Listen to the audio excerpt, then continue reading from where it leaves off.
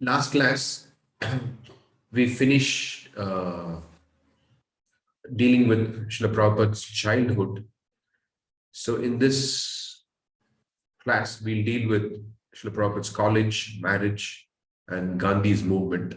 And if we have time, we'll also take up a very nice saintly person, Srila Prabhupada's meeting his spiritual master.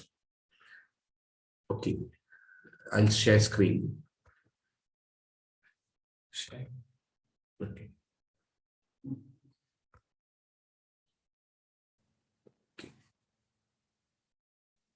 It's now see your application. Okay. Last class, when we stopped with Srila Prabhupada's mother leaving her body. However, I noticed that there is a small difference in the timeline.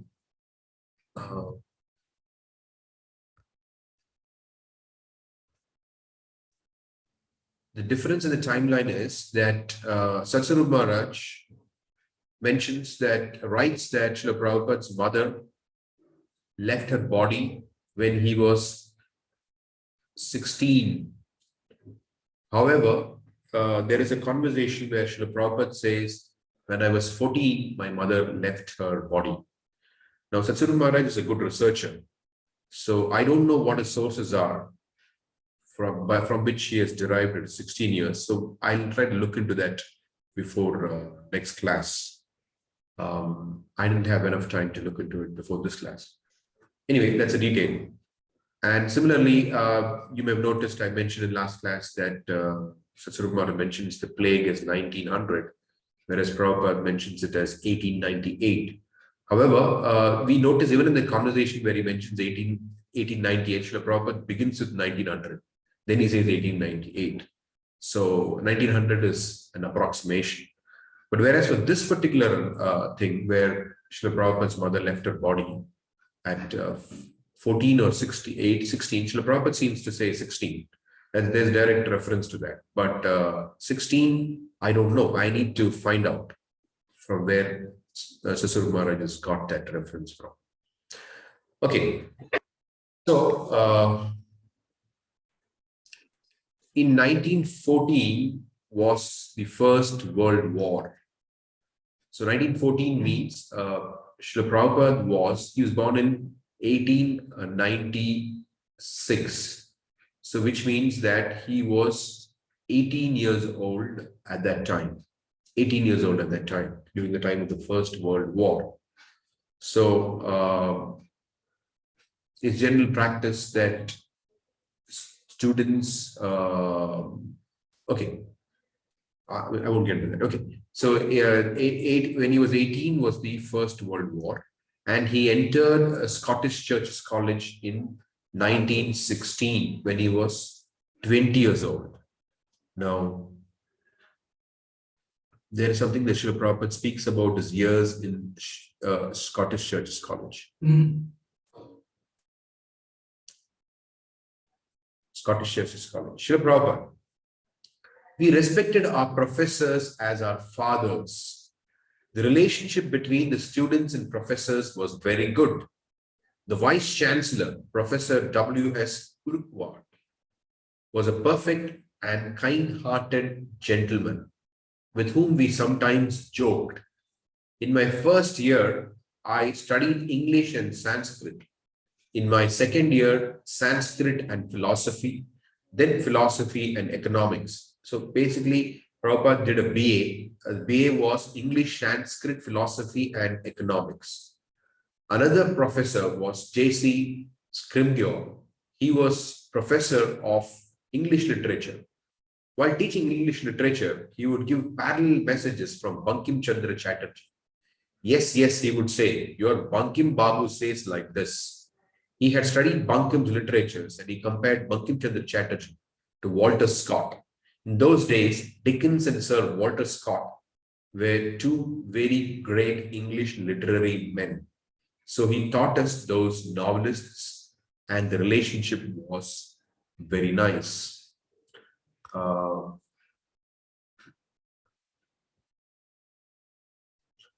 So one thing that we gather from Prabhupada's conversation is that the students and the teachers had a very good relationship. The students found the teachers exemplary. That's very different from the times that we are living in. There's hardly any relationship between the teacher and the student. And education has taken on a different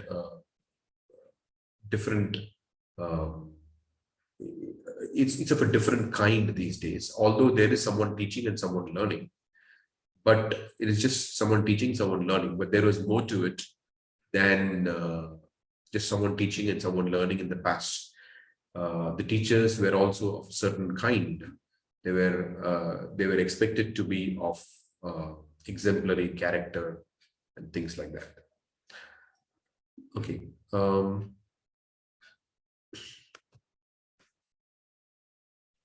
So during the days that Srila Prabhupada was at Scottish Churches College, there was Amritlal Bose. Prabhupada had joined the English club, and where he would recite poetry.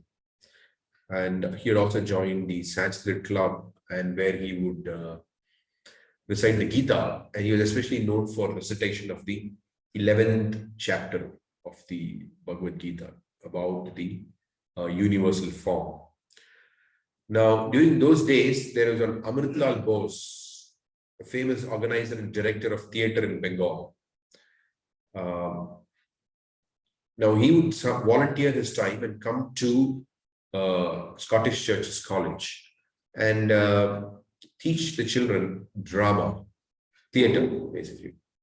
So his idea was that although there was the story of Lord Caitanya, which was being depicted in the movie, but he felt that it should be, if it is properly performed by proper players, then it would inspire people to give up sinful life.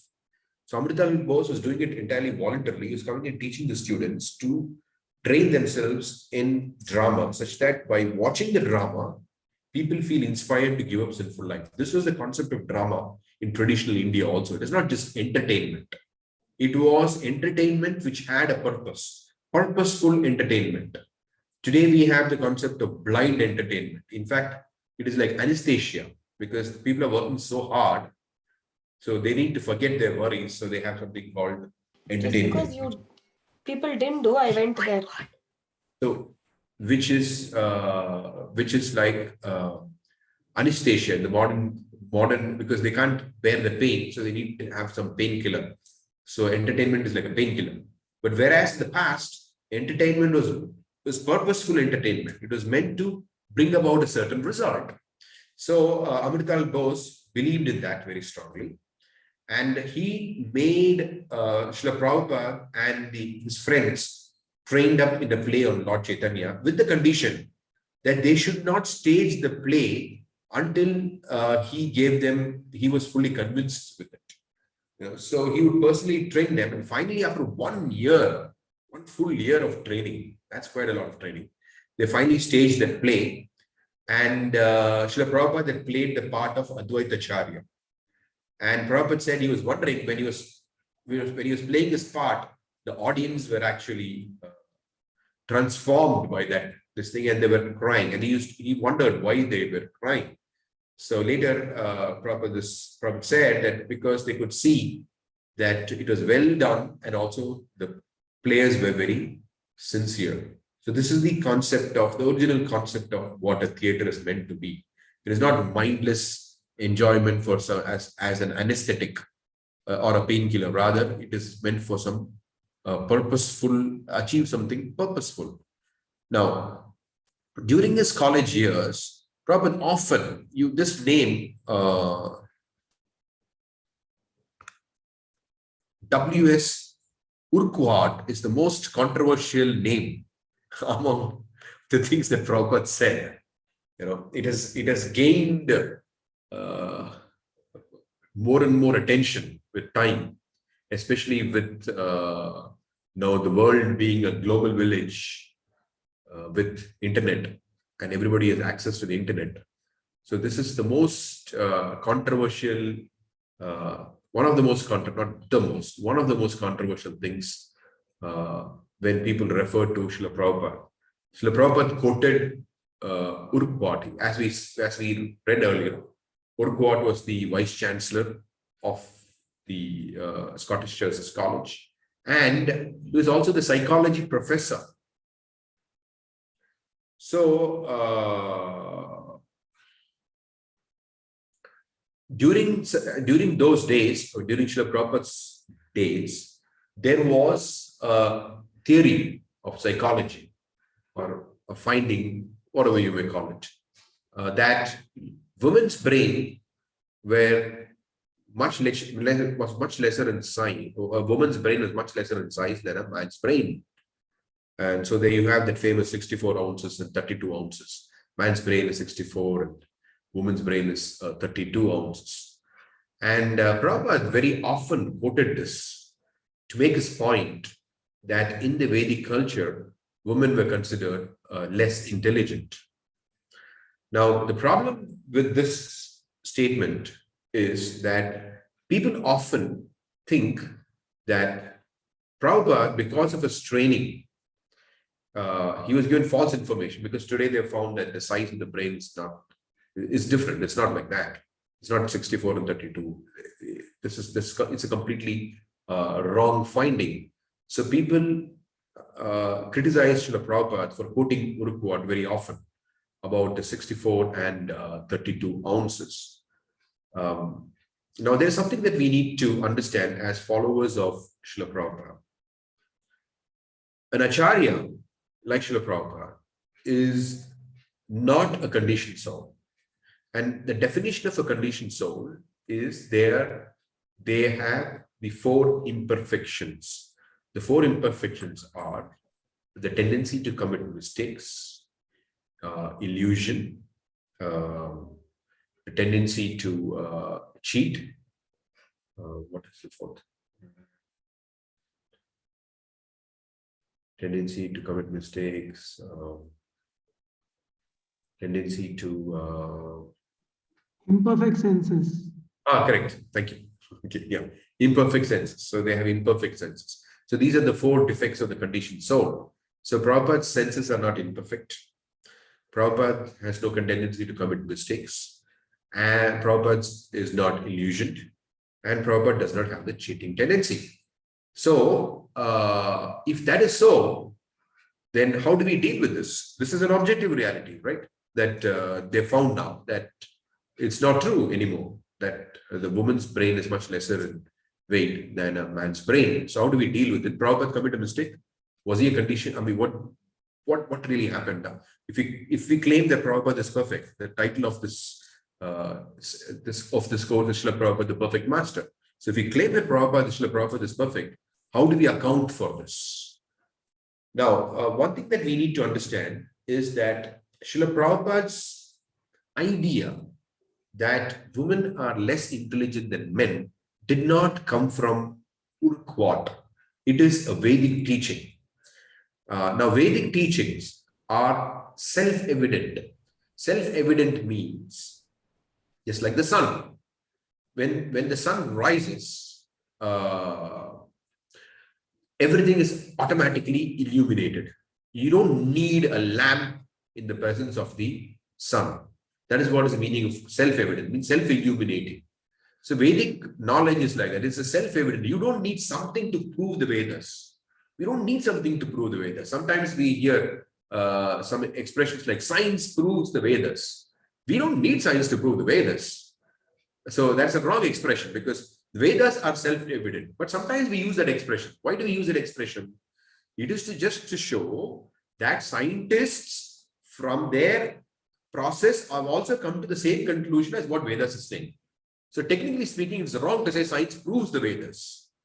What actually is happening is that science, by their process, have arrived at the same conclusion that the Vedas are giving.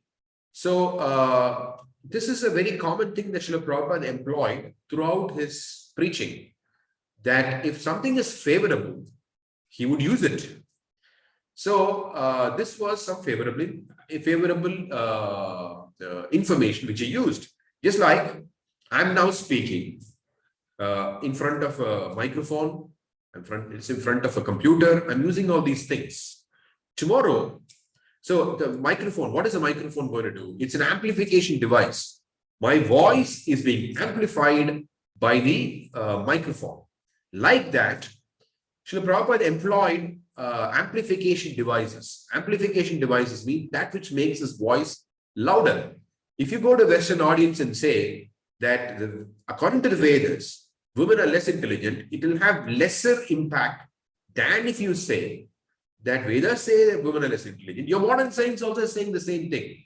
So Prabhupada used modern science there as an amplification device. Tomorrow, if the amplification device, like I'm using this mic, gets spoiled, it would be ridiculous to say that I'm imperfect because I use an imperfect device.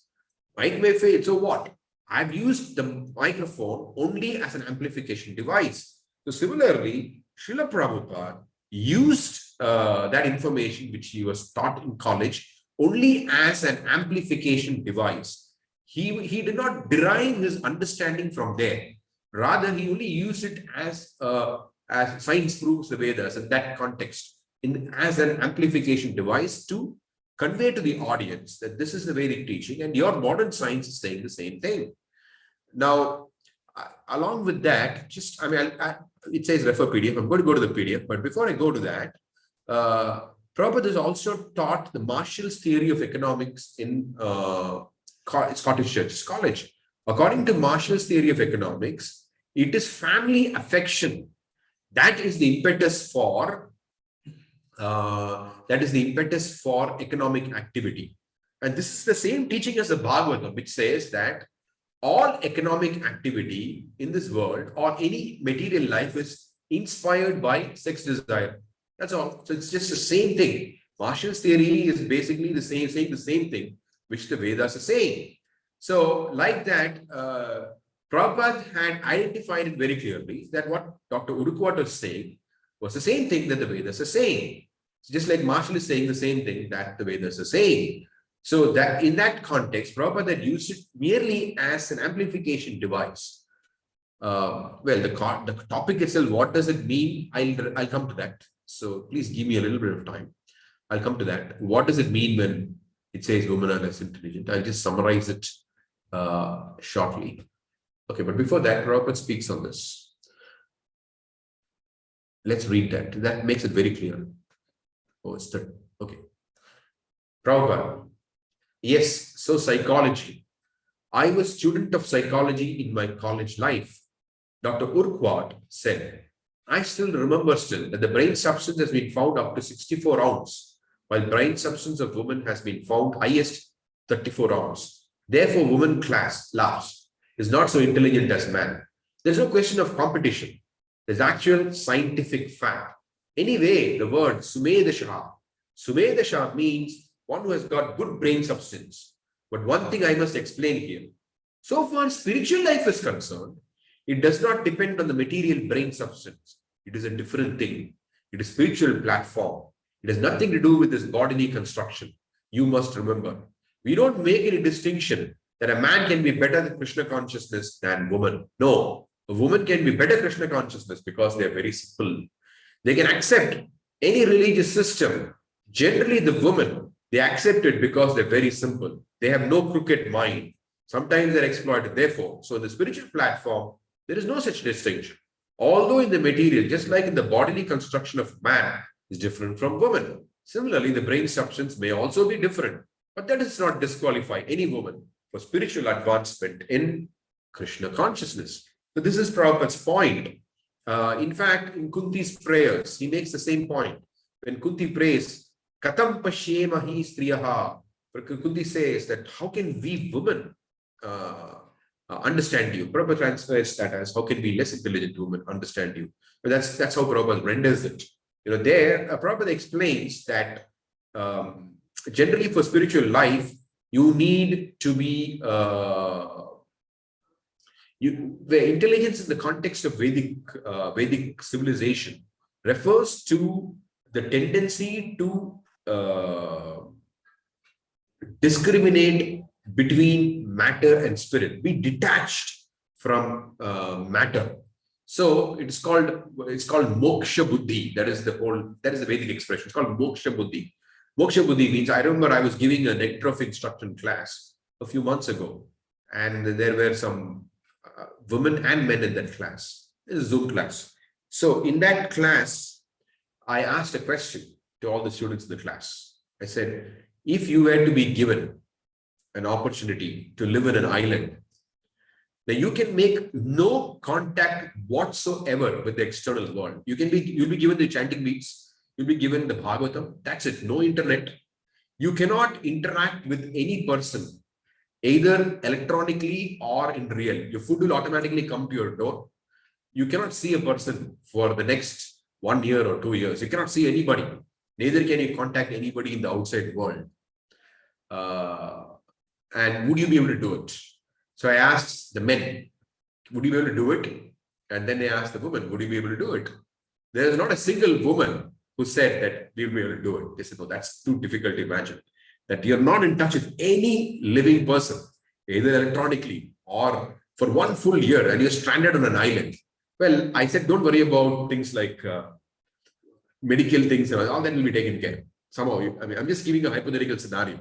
And similarly, the food will be taken care of, laundry will be taken, all that will be taken care of. But you have to be in solitary isolation for 1 full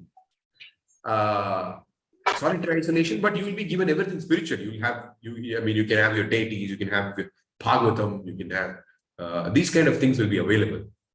But when I asked this question, all the women, they said, no, this is too difficult for us to imagine.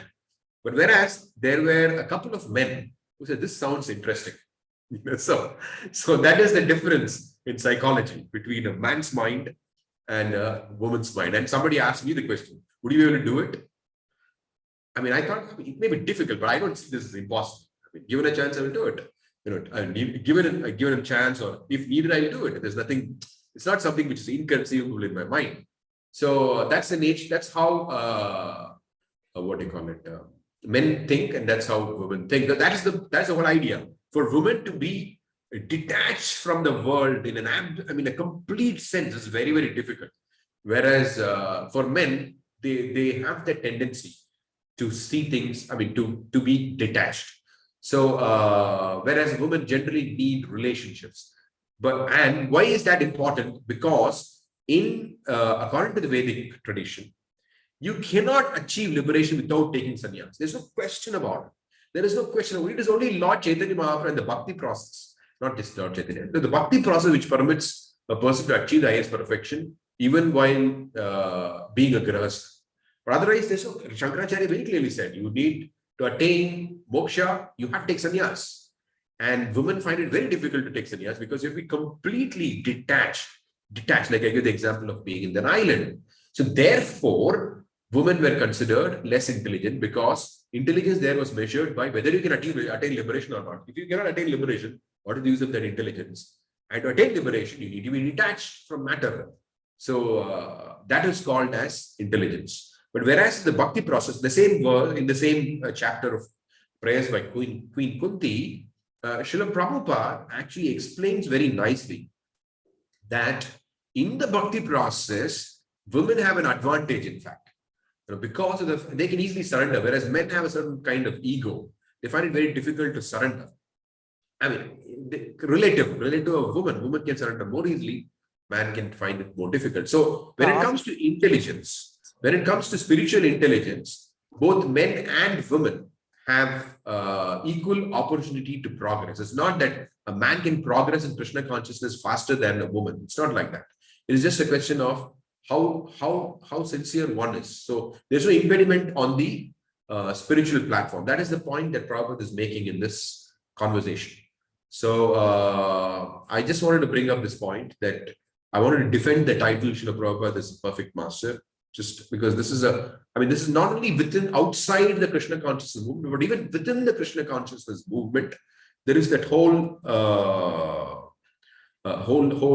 idea that Srila Prabhupada was spiritually perfect, but materially he had imperfections. How does that matter? Let him be materially imperfect. But the spiritual teachings are what are more important. But actually, that's an extremely dangerous theory, because the moment you start splitting things between material and spiritual, it is like how Ravindra Surupu explains, like pulling one thread from a sweater. You pull one thread, the whole sweater unravels. So you can't say, okay, Prabhupada is imperfect here, but Prabhupada is perfect there. That whole method of looking at Srila Prabhupada is completely flawed. It can lead to very dangerous, disastrous consequences. And it's already happening. It's already happening. So, well, we need to be careful about it. That's why it specifically chose the topic of this course as the perfect master. From the beginning, we accept Prabhupada as perfect, and we try to look at him from that light. Whatever is being explained here, we look at it from that light, that he is perfect. So that is because by their very nature, the pure devotees, they come from the spiritual world, and they are under the control of Yoga Maya. In Yoga Maya, there is no imperfection. By very definition, Yoga Maya is perfect. There's not a moment when pure devotee, perfected pure devotee, Nitya Siddha, is out of Yoga Maya. So there's nothing called even for a moment he was imperfect. He's perfect at all points in time, at all moments in time. Okay, so let's move to.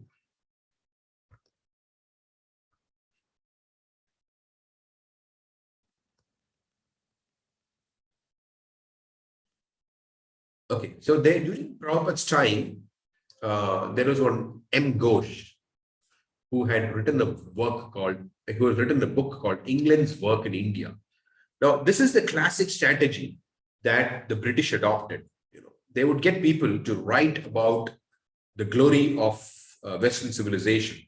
So, according to them, India was very primitive. The Indian culture was very primitive, and the British culture or the Western culture was superior. So, Prabhupada said that although I've seen a reference to that. I didn't bring it to today's class because I'm just speaking now I usually don't prepare for classes in advance, because then it's like forcing yourself into a box. I know the outline of what I'm going to speak, but every class that I speak is spontaneous. I don't prepare in advance. I just prepare some outline, and then so I didn't get the reference now, because this occurred to me now, that Prabhupada actually said, and I've read it, that although the Mughals and others invaded India, they destroyed temples and other things, but they did not do as much damage as the British did, because the British, by systematic propaganda, they, as they call the literal term, brainwashing, not brainwashing, brain spoiling, they did, not washed. They emptied the brain, you could say, brain drain.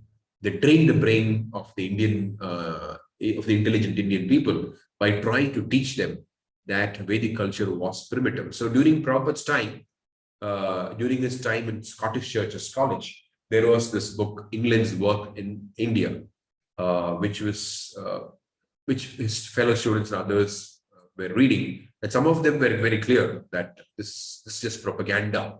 And Prabhupada says British were very famous for propaganda. They're big propagandists, it says. So they were, of course, several people have become victim to this during British time, and even until this day. The fact that Western civilization is portrayed as something advanced, whereas Vedic civilization is portrayed as something primitive. Now, the college life, we studied about his childhood in last class. College life was very different from his student life, from his childhood life, because unlike childhood life, where he could go to Radha Govinda temple, and Prabhupada, as he mentioned, as we read, he says, I used to spend hours in front of Sri Radha Govinda deity, looking at their beauty and seeing all the aratis and how they were cooking. He learned some cooking and all these different things. So he did not have the time to spend so much time on going to Radha Govinda, because college life was demanding. Okay, there's a PDF there. Okay, let's see. So although college life was demanding, there is something which is illuminating here. We'll read this. This is from Sasuruparas Leelamrita directly. One of Abhai's classmates and close companions was Rupendranath Mitra. Abhai and Rupen would study together and sit side by side in the assembly hall during Bible class, uttering the compulsory prayers. Rupen noticed that although Abhai was a serious student, he was never enamored of Western education or ambitious for scholastic achievements. Abhai would confide to Rupen, I don't like these things. And sometimes he spoke of moving away. What are you thinking? Rupen would ask. And Abhai would reveal his mind. Rupen found that Abhai was always thinking about something religious, something philosophical, or devotional about God. So although he was in Scottish Church's college, his mind was somewhere else. He was not influenced by the mode of passion and ignorance. He was always fixed in his platform of pure goodness. Now, of course, you may wonder why he got involved with Gandhi's movement. We'll deal with that soon. Okay.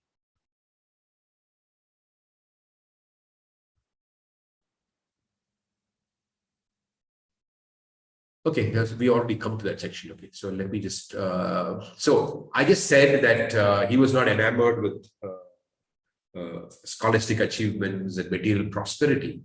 And so he always exhibited, he was beyond influence of the modes of passion and ignorance.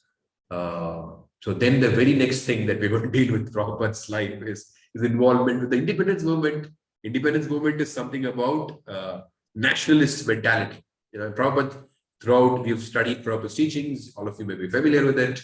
And throughout Prabhupada's teachings, Prabhupada comes down heavily on the mentality of nationalism. And in fact, the most famous episode is when Prabhupada would go to the West, and okay, the pastime is when sometimes the Prabhupada would go on morning walk. I think this is in Australia. Anyway, I don't remember where it was, or Los Angeles. So when Prabhupada is going on the walk, sometimes the dogs would bark at him. And Prabhupada would look at the dogs and say, immigration department. Because he had this kind of experience in the immigration department where dogs are very territory conscious. They're very territory conscious. So immigration department, they're very territory conscious, right? Because they don't allow you to enter into the country very easily. They try to make it as difficult as possible quite often. So Prabhupada just does not like the immigration department. So when he saw the dogs barking, not more than one occasion where Prabhupada said, this immigration department. So Prabhupada actually condemned that mentality, the territorial mentality. So why did he get involved in the independence movement? Okay, so let's try to understand that. So we'll try to understand that from Prabhupada's own words about Bhaktivinoda Thakur. It's because Bhaktivinoda Thakur, he wrote a book called, he wrote his autobiography. It's called Swalikita Jeevani. Swalikita means one autobiography, basically. So he had in fact given it to Lalit Prasad Thakur, the brother of Srila Bhaktisiddhanta Saraswati Thakur, and had told him, this is for your personal copy. It's not meant for publication, but somehow it has been published. And the whole world has read, not the whole world has read, I'm not saying every single person, but practically everybody has access to that. Swalikita Jeevani. Now in Swalikita Jeevani, there are places where Bhaktivinoda Thakur associates with impersonalists, he follows Christian theology, he eats meat and all these kind of things. So it could be kind of bewildering for conditioned souls, those of us who are conditioned souls, how an eternal associate of the Supreme Personality of Godhead is associating with impersonals, eating meat, or these kind of things could be bewildering. But Prabhupada gives his perspective on this. This is very important for us to know. Srila Prabhupada commented on the importance of Srila Prabhupada commented on the importance of not misunderstanding the life of the Thakura in a letter to Madhusudan Prabhu written on 20th of November 1968. Regarding your questions, I read in a book sent from India that Srila Bhaktivinoda, this is a question actually, that Prabhu is repeating the question regarding questions. I read in a book sent from India that Srila Bhaktivinoda Thakur was sent directly by Lord Caitanya from the spiritual sky. I am not sure if the book was bona fide. Is the above true? Someone, a god brother, mentioned that he heard that Srila Bhaktivinoda was at one time an impersonalist. Was he ever? These are two questions. Prabhupada is replying, yes, what you have heard is all right. Just like Arjuna is the constant companion of Krishna, as it is confirmed in the 4th chapter of Bhagavad Gita, where Krishna says that both Arjuna and he appeared many times in this world, but he had forgotten his past appearance and Krishna did not. Krishna is like the sun and Maya is just like darkness. When Krishna is present, there cannot be any darkness of Maya. So although Arjuna was always in the presence of Krishna as an eternal companion in friendship, eternal companion in friendship, still he had some illusion in the battlefield of Kurukshetra. And Krishna had to dissipate the darkness by the teachings of Bhagavad Gita. The purport is, this is the point. Sometimes even a liberated person like Arjuna plays the part of a conditioned soul in order to play some important part. Which means that Krishna is actually putting them into that situation. They're playing a part. Similarly, Bhaktivinoda Thakur was sometime associating with the impersonalist. And then he exhibited himself in his true color as pure devotee. Exactly in the same way as Arjuna exhibited himself in the beginning as a conditioned soul. And then as a liberated soul. So there is nothing to be misunderstood in this connection. Krishna and his devotees sometimes play like that. As much as Lord Buddha, although an incarnation of Krishna, preached the philosophy of voidism. These things are conducted in terms of place, audience, time, etc. In the Caitanya Charitamrita, it is said that the activities of the Vaishnavas, in the Caitanya Charitamrita, it is said that the activities of Vaishnava cannot be understood even by the greatest scholar. So we have to understand everything through the transparent via media of the spiritual master. There is no doubt about it that Srila Bhaktivinoda Thakur is the eternal energy of Lord Sri Krishna Caitanya Mahaprabhu. And whatever he did was just to suit the time, place, circumstance, etc. There is no contradiction in his activities. This is from Srila Prabhupada's letter to Madhusudan Prabhu. Okay, now there are a few more references. That's Prabhupada speaking about Bhaktivinoda Thakur. And this is the verse which Prabhupada is quoting. Madhilila 22:39. Yandra chitte Krishna prema karayodaya tantra vakya kriya mudra vigneha na muchiya. Even the most learned man cannot understand the words, activities, and symptoms of a person situated in love of Godhead. It is not at all possible by any process of scholarship or review of a devotee's biographical facts and figures to understand the nature of one situated in love of Godhead. Now, we should be careful when we quote this verse, because this verse has also been, I would say, misquoted, quoted improperly in wrong contexts. Now, in the Nectar of Devotion, Srila Rupa Goswami, while characterizing the symptoms of bhava, he gives us a verse. What are the 9 symptoms of a person situated on the platform of bhava bhakti? So, in the Nectar of Devotion, Srila Rupa Goswami speaks about sadhana bhakti, 2 kinds: Vaidhi sadhana bhakti, raganuga sadhana bhakti. There are 2 kinds of sadhana bhakti. Then there is bhava bhakti. Then there is prema bhakti. So, in the symptoms of bhava bhakti, Rupa Goswami gives us a verse, which Prabhupada has summarized in the Nectar of Devotion. The verse is Shantir Avyartha Kalatvam Viraktir Mana Shunyata Asha Bandha Samutkanta Namagane Sadaruchi Asaktis Tat Gunakyane Pritis Tat Vasatistale. So there are 9 symptoms of someone on the platform of bhava. What is it? Shantir, forgiveness. Avyartha Kalatvam. He does not waste even a single moment he has free time. He's not browsing the internet. He's speaking of his beads or reading the Bhagavad. This is the symptom of Avyartha Kalatvam. Virakti means actually he's detached. It is not that if you give he's demanding an opulent condition. Whatever condition, he just accepts. That's all. Like Prabhupada, He had very opulent places in the West, but he very happily went and stayed with Gaur Govinda Swami in the Bhubaneswar land, which is just, it's boondocks. Hardly any facility there. I mean, it was very, very difficult, but it didn't bother. Similarly, he stayed in the Bhajan Kutir. So that is called Virakti. Mana Shunyata. Mana Shunyata means one is free from pride. One is free from pride. What does it mean? For example, yesterday I was at Darshanarati, and I was in front of Lord Narasimhadev. And after Prabhupada, there's darshan of Radha Madhav. They bring Srila Prabhupada to in front of Lord Narasimhadev to have darshan. So Prabhupada is on his way, and meanwhile, one devotee is offering obeisances right in front of Narasimhadev.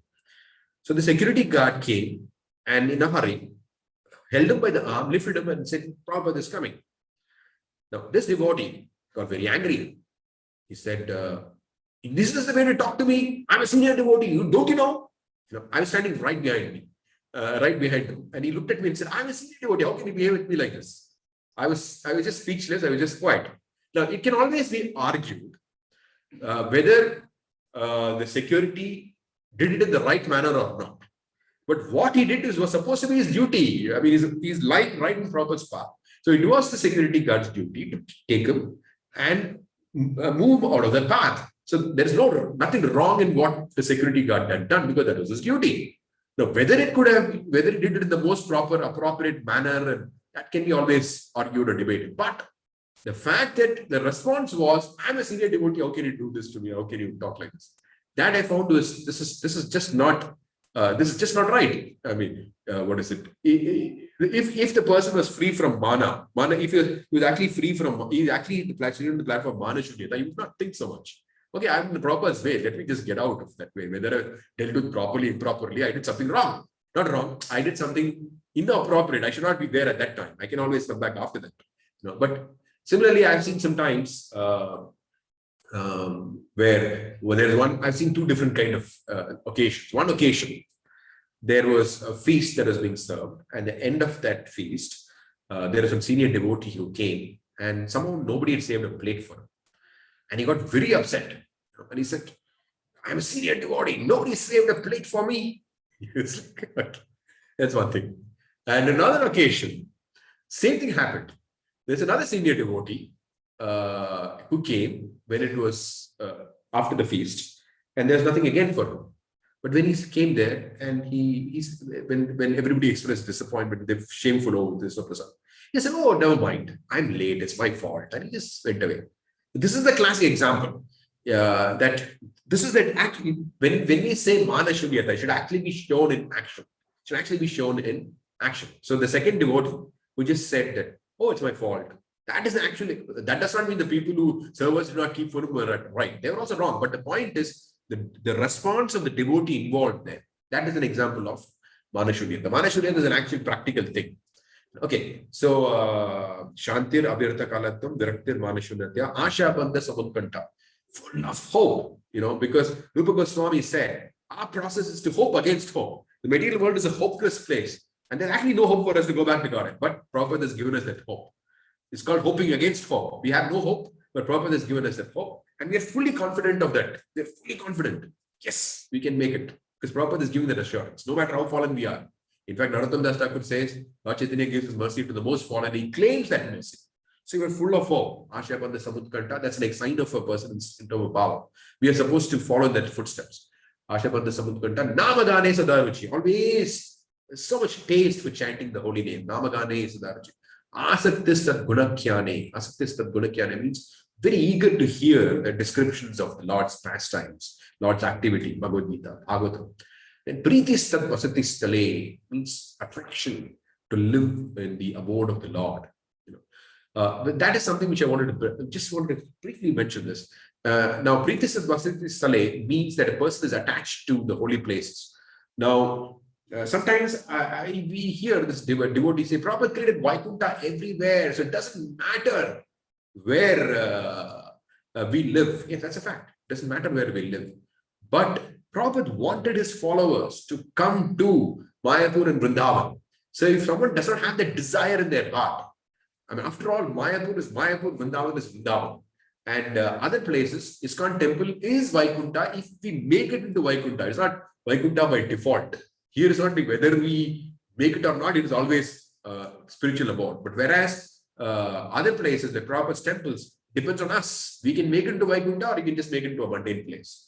So it's different. At the same time, of course, if you make it into Vaikuntha, there's no difference.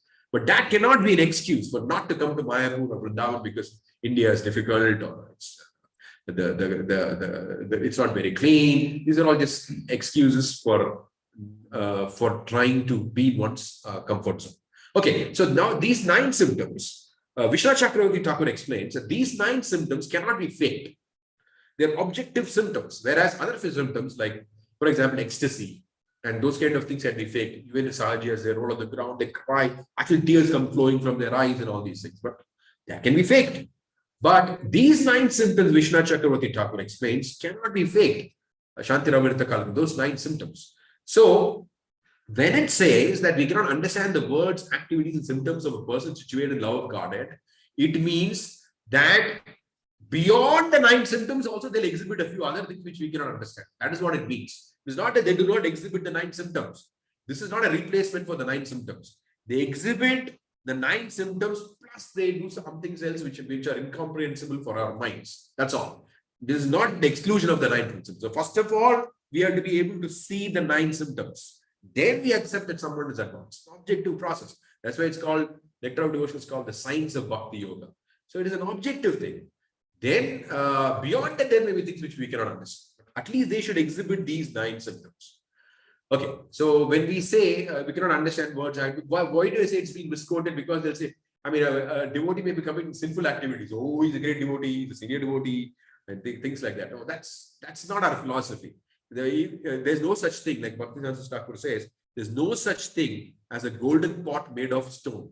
So there's no such thing as a pure devotee is committing sinful activities. So we should be conscious that we should not turn our science into some kind of science of Krishna conscious, some kind of a sentiment.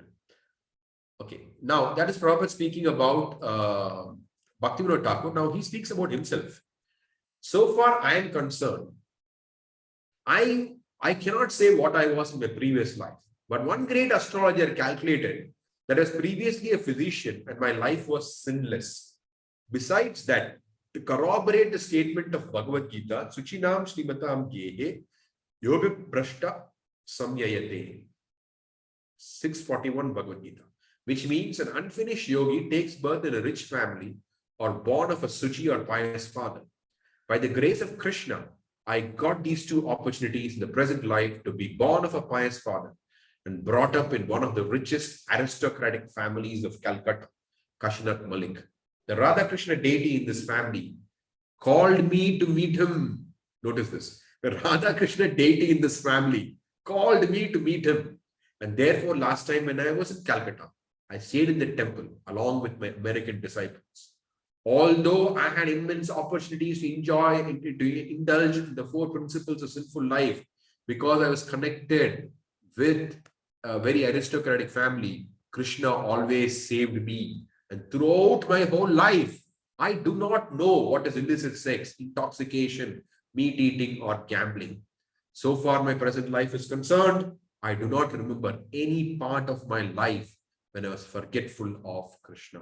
This is a letter that Srila Prabhupada wrote to Tamal Krishna Maharaj on the 21st of June, 1970, Los Angeles. Now, this is another place where Prabhupada speaks about, this is from the Srimad Bhagavatam, Canto 7. I think it is text 10. So chapter 10. Well, I forgot to insert the references. It's from, give me a second.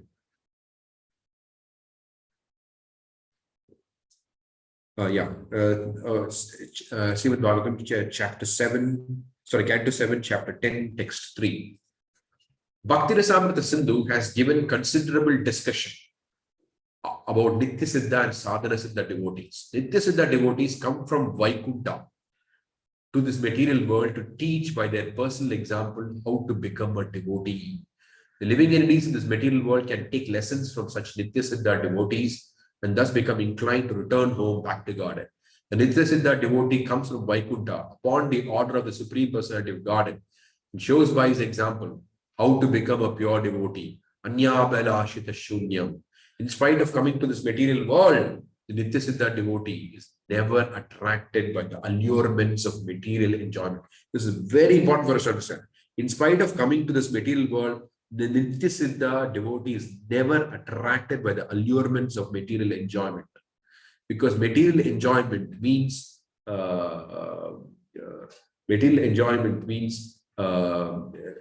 that which is offered by the pain-giving potency. Mahamaya means the pain-inflicting potency. The pleasure-inflicting potency is Yogamaya, whereas Mahamaya is a pain-inflicting potency. There's no such thing as enjoyment in the material world. So the Nityasiddhas know that perfectly well. So there's no question of them being attracted by the allurements of material enjoyment. So that explains to us that Rupendranath, Prabhupada's friend, speaks, right? He says that Prabhupada was never interested in earning money and opulent life because he was never interested in that. He was just thinking his idea was different, quite different, significantly different, completely different from everyone else. Okay. A perfect example is Prahlad Maharaj, who was a Nityasiddha, a Mahabhagavata devotee. Although Prahlad was born in the family of Hiranyakashipu, an atheist, he was never attached to any kind of materialistic enjoyment. Desiring to exhibit the symptoms of a pure devotee, the Lord tried to induce Prahlad Maharaj to take material benedictions. But Prahlad Maharaj did not accept them. On the contrary, by his personal example, he showed the symptoms of a pure devotee. In other words, the Lord himself has no desire to send his pure devotee to this material world, nor does the devotee have any material purpose in coming. When the Lord himself appears as incarnation in this material world, he is not allured by the material atmosphere. He has nothing to do with material activity.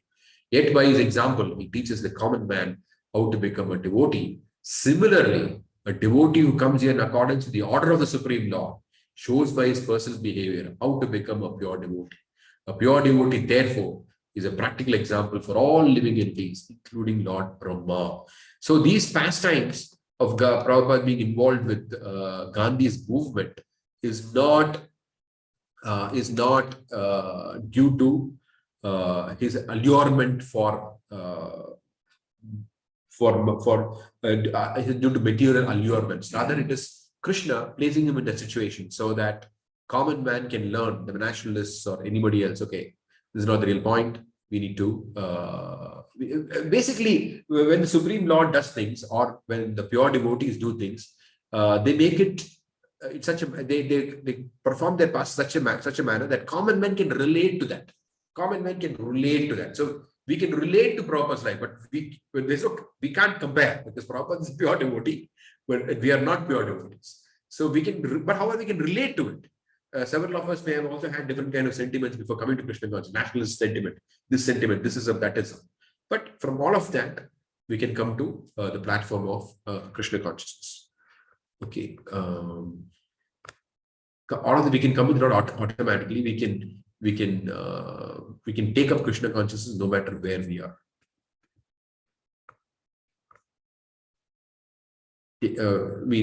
No matter what our ism is, we can still take to Krishna consciousness.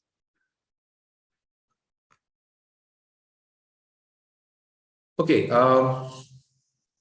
during the academic year, 1918 to 1919, Prabhupada joined Scottish Churches College in 1916. So BA degree has 4 years. Nowadays in India you have 3 years, but during those days it was 4 years. So 1916 to 17 is the first academic year. 1917 to 18 is the second academic year. 1918 to 1990 is the third academic year. This is the time that Srila Prabhupada got married. He was 22 and his wife was 11 years old at that point in time. So today, this would be extremely controversial. They would call it child marriage. Okay. So according to the Vedic civilization, a woman, before she hits puberty, she is betrothed to someone, sometimes married also, so that when she attains puberty, when she begins to think of some man, she thinks of the person whom she is engaged to. That way, it's a psychological thing as proper. Vedic psychology, there's nothing as perfect as Vedic psychology. However, It is a fact that this has been misused a lot. So there's a people are completely against all these kind of things in modern day. However, it has a lot of scientific reasoning here, and there's a lot of solid background to why it was being done. And what do the members of Krishna consciousness movement do? Prabhupada said, you can't break laws and become controversial. So we don't attempt these kind of things in the ISKCON these days. But at the earliest possible age, legally, a girl can be married. There's no restriction on that.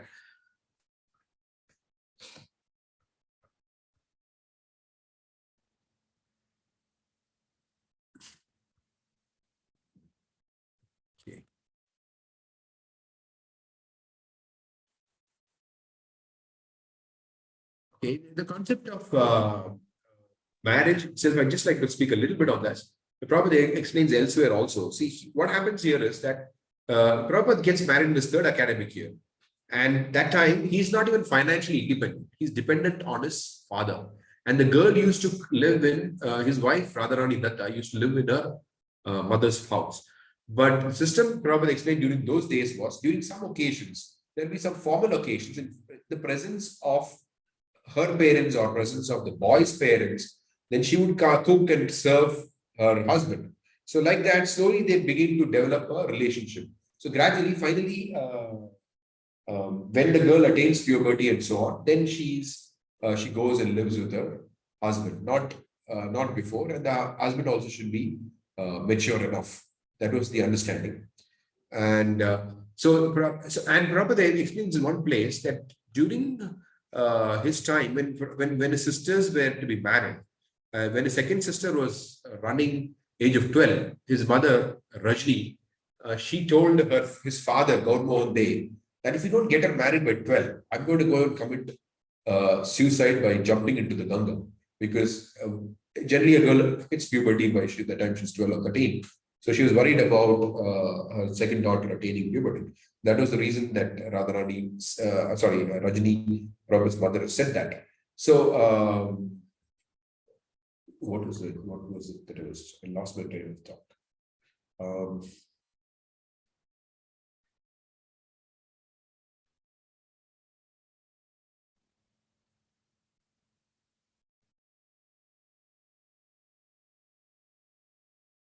Anyway, I lost my train of thought. Prabhupada says his first child was born when she was 14. But that happens. Okay, yeah, I got my train of thought. Okay, so what happened was that what happened in the Vedic times was they would see whether a boy is qualified. Like Prabhupada said, my sister, when she was married, my father, he went to two places, he says. One place, he found that the family was rich, and the other place, the family was not rich. Yet, my father, he says, for my sister, he chose a boy from the family which was not rich. And what was the reason? He said that the first boy had money because he's part of a big family. He inherited the father's wealth. But he could see that the boy was irresponsible. So he could see that in future, this boy is going to be spoiled and use all the money. Whereas the other boy from a not a well-to-do family, he could see that he was very responsible and hardworking. So based on that, he knew that this person has the ability, the capacity to earn and capacity to be responsible. Based on that, he said he got my sister married to the boy from the not so well-to-do family. So that was a consideration. There's a lot of interesting considerations there, not just based on today. I remember I used to watch before I took to Krishna Consciousness. I was very fond of lawn tennis. So when you have these matches, Wimbledon, the French Open, and sometimes you have either the females, the top tennis players, or even the male tennis. They get a proposal right in the middle of the field. They say, "Hey, you need to marry me." So I remember one clip when someone sent me where there's it's Steffi Graf actually. So she's getting a proposal right in the middle of not a proposal. Somebody's asking, "Hey, Steffi, will you marry me?" And then she replies, "How much money do you have?" So it's like So the point is that today marriage is based on economic convenience. First of all, is the person earning well, and it's not based dependent on whether the person is responsible or has a capacity to earn properly, has a capacity to maintain by his efforts. Anyway, so that was the Vedic times. And so finally, Prabhupada actually finished his education in 1920. That was his final BA exam. And Prabhupada, as you know, from the age of 5, we've studied that he was very eager to go to Jagannath Puri and Vrindavan. So finally, from the age of 5, this is when he's 24, he gets the 19 years later. For 19 years, he's had the desire. Finally, after his final BA exam, he takes a vacation and he goes to Jagannath Puri.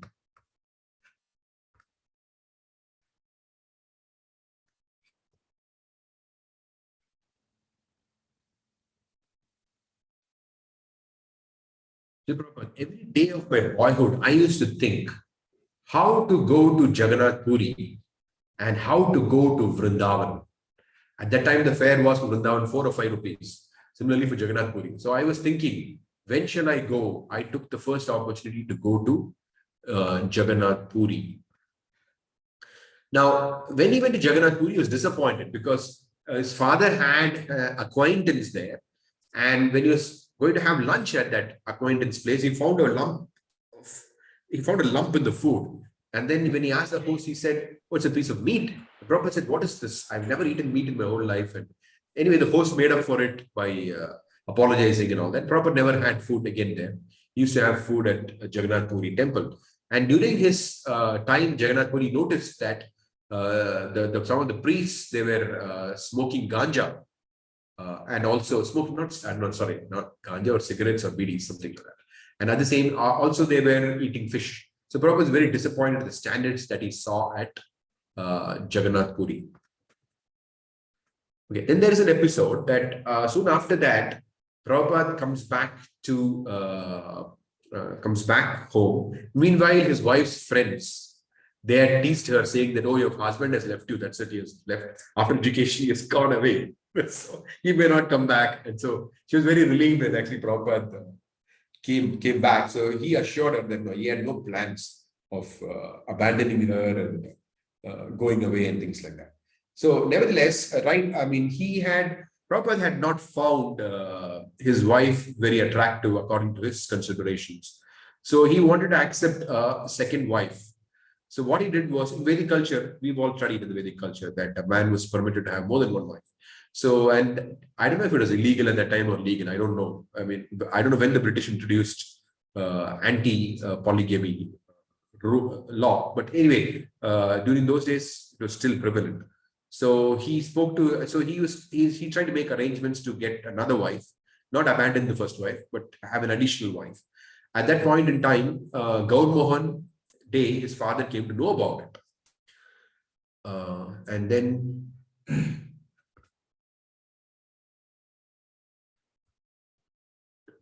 he spoke like this to Abhay, to Srila Prabhupada. Prabhupada, actually, this is taken out from elsewhere a conversation where Prabhupada speaks about how his father told him this. "My dear boy, you are eager to take a second wife, but I would advise you not to. It is Krishna's grace that your present wife is not to your liking. Take it as a great fortune. If you do not become too attached to your wife and family, that will help you in your future advancement in spiritual life." So Prabhupada, when he heard this from his father, he deferred his plan to the advice of his father. This is the characteristic, that this is something which we need to learn. We may have our plan, but if our superiors tell us this plan is not good for you, then we should also exhibit. This is how we should learn from the activities of pure devotee. It's not that Prabhupada is interested in material enjoyment, therefore he wanted a second wife, things like that. As I already explained, that pure devotee is not interested in material enjoyment.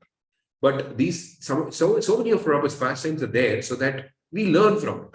So what do we learn from this? We learn that sometimes we may have ideas which are not very conducive for our spiritual life.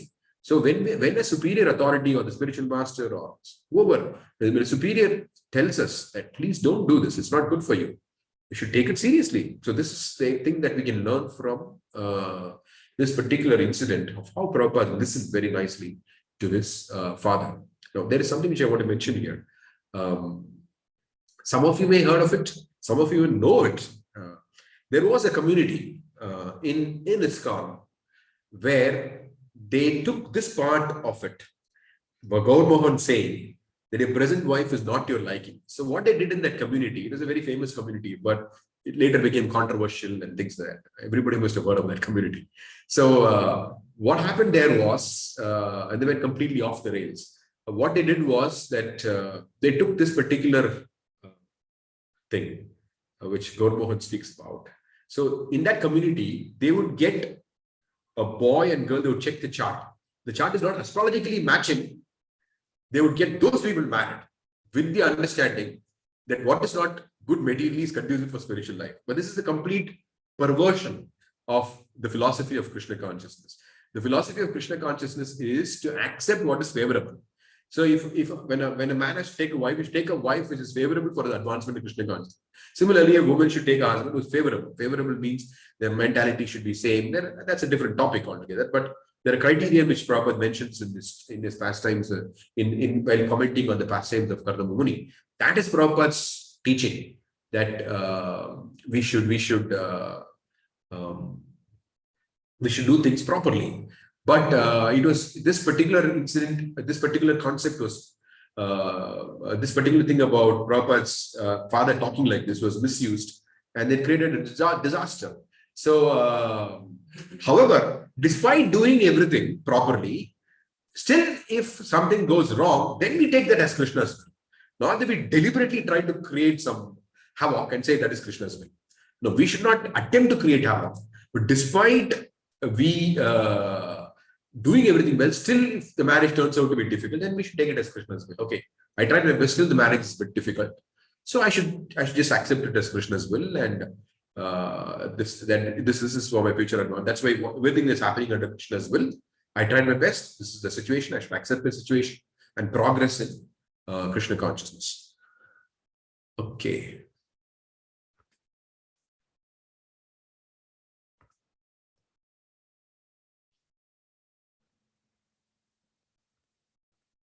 After Srila Prabhupada finished his BA, he rejects his BA degree, Now, because that was the nationalist movement there, and Gandhi ji, as they say, would urge the young people to reject their degrees as a mark of protest. So Srila Prabhupada did not turn up for his convocation, and Gaur Mohan did not object to it. His only concern was that his son should not get swayed away and not do things which are detrimental to his Krishna consciousness. That is something which did not want him to do.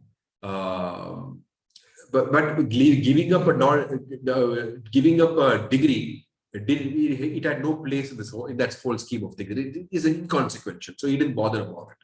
Now, during Prabhupada's years in Scottish Churches College, Subhash Chandra Bose, several of you may have heard, Subhash Chandra Bose was 1 year his senior, and he was initially a part of Presidency College. In Calcutta, there are two famous colleges at that time, Presidency College and Scottish Churches College.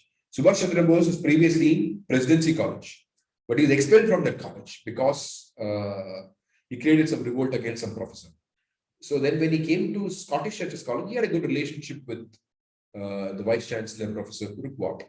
And he was well respected because he was very determined and things like that, very focused. So he would secretly arrange meetings because open national listing is not permitted. It's considered the attempt to gain freedom from the British was not, obviously in a British college. You cannot expect that to be permitted. So they would secretly meet up, and Prabhupada is quite conscious of what is going on in the national scene. And his act of rejecting his degree was part of that whole scheme of things, that he rejected that degree. Now, if you ask, I don't have an answer why he got involved with Gandhi's movement at all in the first place. There is no, Prabhupada did not give an explanation why he got involved with Gandhi's movement. We only know that he got involved. Why he got involved, we don't know. If we don't know, we don't know. That's it. There's no need of speculating why he got involved with Gandhi's movement. But all that we know is that this is exactly what we mean by saying some of the activities of a pure devotee. Chaitanya Charitamrita says some of the activities of a pure devotee cannot be understood even by the great scholars. Why he did it, I don't know. I've not seen anybody else also has given an explanation for it. Prabhupada didn't give an explanation. So it is always tricky when we try to go out on a trajectory and try to go on for a tangent and try to give some explanation. There's no ever explanation. He said I was involved. Why he got involved, he didn't say it. We just leave it. That there are some activities which we cannot understand. That's it. We just leave it. And he was so after he left. After he finished college, after he gave up his graduation, after he gave up his, he refused his degree certificate, and subsequently, Prabhupada's father, Gaur Mohan De, found him a job at Dr. Karthik Bose's laboratory. Now, this Karthik Bose is the same person who initially was associated with Prabhupada's family, and he brought chicken broth for Prabhupada when he was young. Similarly, later on, when berry and things like that. I mean, whenever Prabhupada had any, he was a family physician. Whenever Prabhupada had any medical necessity, Dr. Karthik Bose got it. Now, Karthik Bose was the only person during that time, or he was the first person at least. The whole pharmaceutical industry was dominated by the British. So it was Karthik Bose, one of the first few Indians who had his own pharmaceutical company. And Prabhupada actually, while being a departmental manager, he would sign checks worth 40,000 rupees of that day. Those days, 40,000 rupees, that's quite a humongous amount. So he used to sign checks to that amount. And when Prabhupada was working at Dr. Karthik Bose's laboratory, some of Karthik Bose's senior, because Prabhupada is just fresh college, who had just passed out of college, just fresh from the college, and he was given this big position of departmental manager, signing 40,000 rupees worth of check at that time. So naturally, the people who were working at Karthik Bose's laboratory became a bit startled. Why we have been here for so many years, been slogging it out. Why did Prabhupada get this position? Then Karthik Bose explained to him that this is my business. If my son comes into this place, nobody would object, because naturally the son takes up responsibility of the father. So he said, Abhay Charan has been like my son from this thing, and I have full trust in him, because he could not trust others with signing such big checks. And so Prabhupada, he had that confidence in Srila Prabhupada, and that's what Prabhupada did for a living as a grahastha. That subsequently he started days, that's later on, he started days, ointments and all these things, his own company. That's later. Now, one thing that happened during the British time was that Gandhi, what he did was that Gandhiji, what he did was that the British, they would take cotton from India, they would export it to London, and they would make fine cloth from there, and they would send that back to India and sell it at a high price. Now, first of all, the raw material is coming from India. They're using their industries to make fine cloth and sell it in India. Now, compare that with India, what happens? India, the people are only spinning the wheel and charka, and then they make khadi cloth out of it. That's quite rough compared to the fine cloth of the British. And they were selling it at a high price in India, and Indians were buying it. So what Gandhi said was, he said that let's completely boycott this whole thing. And as a part of his own daily routine, for several hours in a day, many hours in a day, Gandhi would personally weave this khadi, cloth. And in fact, Gandhi's own wife had this problem with khadi. She said that, can I cook at least in the kitchen can I wear British cloth, because that's very fine. Khadi is quite heavy and rough. So Gandhi replied that, well, if you want to do that, then you should also give me the freedom of not having the food that you cook. So anyway, he was pretty insistent on it. And he was, the whole of India had kind of, who were followers of Gandhi, they were up in revolt, and they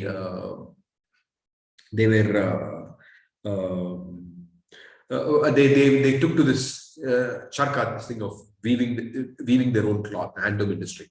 Now, there is one connection here that Prabhupada himself drew between the Gandhi movement, and Prabhupada always was very interested in plain living and high thinking. So Prabhupada said Gandhi had got it right. After India attained independence, India should have become, Gandhi had this idea that everybody should be self-sustainable villages. He wanted a village economy. He didn't want this industrial economy. And that is the same model that Prabhupada wanted for ISKCON. He wanted each ISKCON center to be self-reliant, to be self-sufficient through having our own land and growing our own food and things like that. So that is something which Prabhupada himself said, that was something which Gandhi had got it right. This thing about plain living and high thinking. And Gandhi personally lived that life. And that also Prabhupada stressed that leaders, they need to live the life that they're propagating. So Gandhi did that also, which Prabhupada also acknowledged.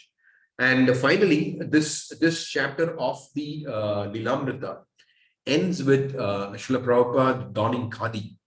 Now, during those days, okay, if you reject a degree, nobody's going to come to know that you're a nationalist, But if you start wearing khadi, that means that this person is now a follower of, is now a man who belongs to the independence movement. So Prabhupada, the chapter ends with Prabhupada actually donning khadi. And next chapter begins with a very nice saintly person. That is his meeting with Srila Bhaktisiddhanta Saraswati Thakur. We've got about 5 minutes now. So 6 minutes actually. So I don't think, if we had at least 15 minutes, I would have ventured into that chapter. So I think I'll stop here. If there are any questions, comments, probably this class may, we used to have a teacher who would say, I'll throw some light on the topic, and the light may generate some heat. So I don't know if there is any heat which has been generated by whatever I spoke today, because some topics were a bit, especially about women and child marriage. So, okay, anyway, so let's stop the class for today, and then we can start question and answers now.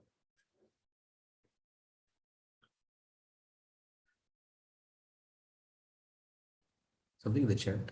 Yeah, there's a question. I'm not able to navigate this mouse. Should I read it? Wait, I got it. Just.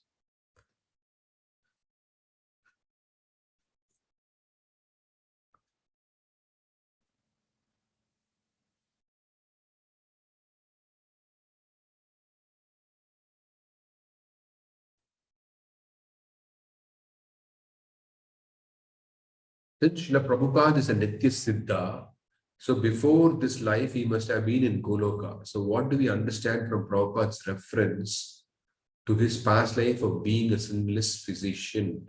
Now, the point is that Prabhupada very rarely, to one place, Bhavananda Prabhu, he mentioned that, he told him directly, Krishna ordered me to come from the spiritual world, but I was not so inclined, but Krishna ordered me, so I came. So there is, Prabhupada is not, I don't know about it, this is called Manashunyata. Prabhupada is not interested in claiming that he's a Nitya Siddha. Someone said, he's saying that, right? Some physician, some astrologer said that. He's quoting some astrologer. He's not taking up that position of saying that, yes, I'm a Nitya Siddha. But sometimes he did. Sometimes he was just, that's a sign of a Manashunyata. He's not trying to exhibit that I'm a Nitya Siddha.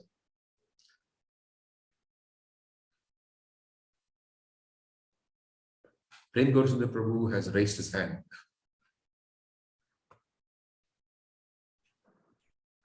Hare Krishna, Prabhuji, Dhanavad. Yes, Prabhu.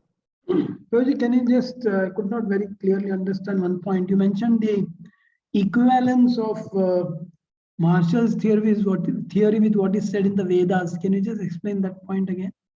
So Marshall's theory is that family affection is the impetus for economic development. Okay, that is Marshall's theory. Now, that is the same thing what the Bhagavatam speaks, right? Everything in this world is moved by sex desire. I mean, it is uniting of man and woman which produces the whole, which expands material life, right? The Prabhupada says that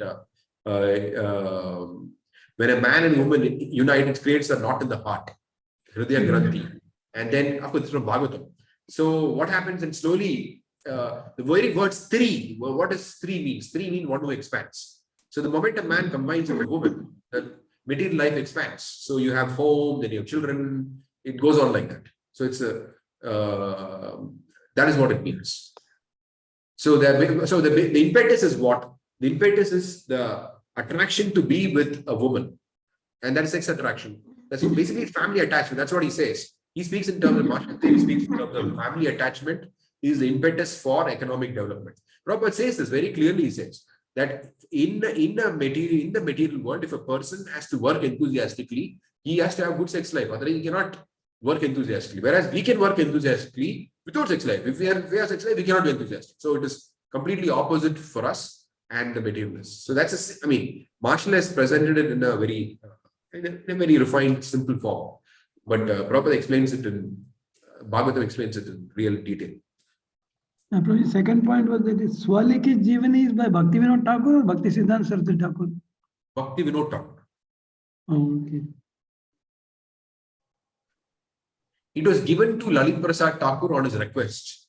It was written for him, but he was specifically told that this is private copy, but somehow it was published. Two more participants have raised their hand. Go ahead.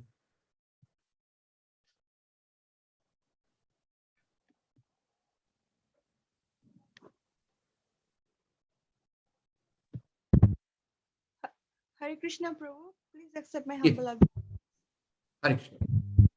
Yes, ma'am. Prabhu, I have one doubt regarding as in our Varnashrama system, it is recommended that in 25 years of age, you have to maintain a brahmacharya. Then after 25, it's a grihastha. As we see from Srila Prabhupada, the Lilamrita, that he got married in the age of 22. So how we see this matter? Can you enlighten us? You're saying because there's a difference of 4 years? Is that what I say? Or 3 years? Is that what you're saying? Yes, Prabhu. And also regarding the age for like Vaishnavi and Mataji, this matter. Oh, yeah. Well, Prabhupada writes in the Bhagavatam, the first canto, he writes that man can be married from the age of 21.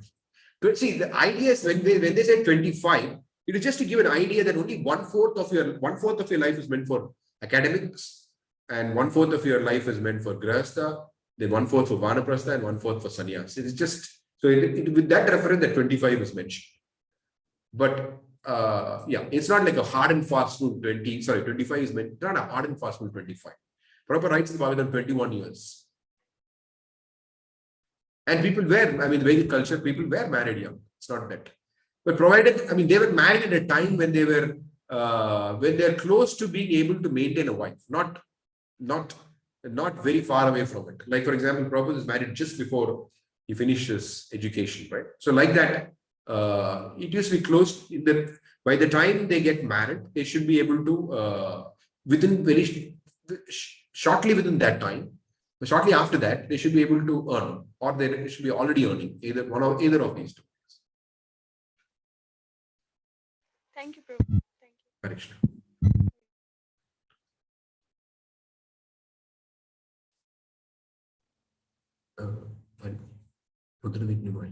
How do I make this into full screen?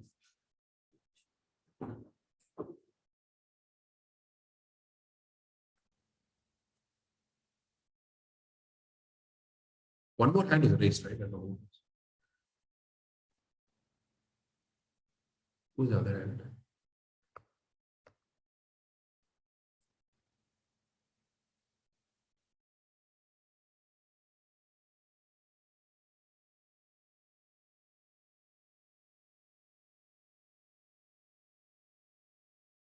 That's it, there is no more hands. More hands? Okay.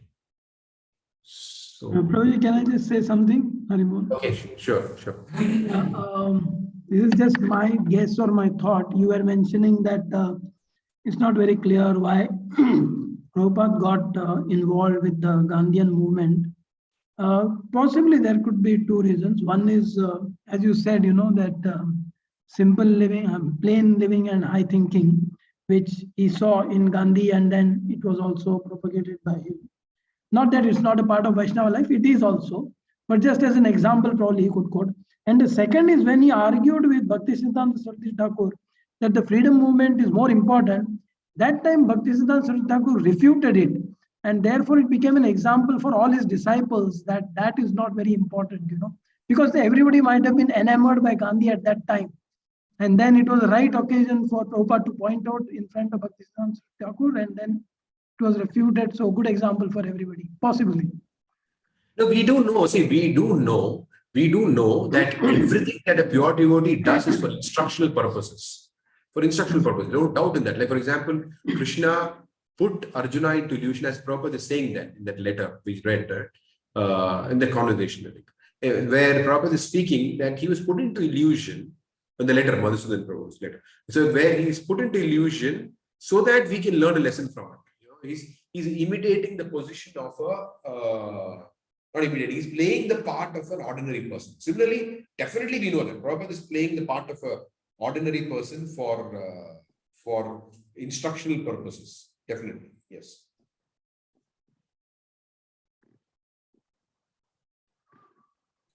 Now, I was only speaking in terms of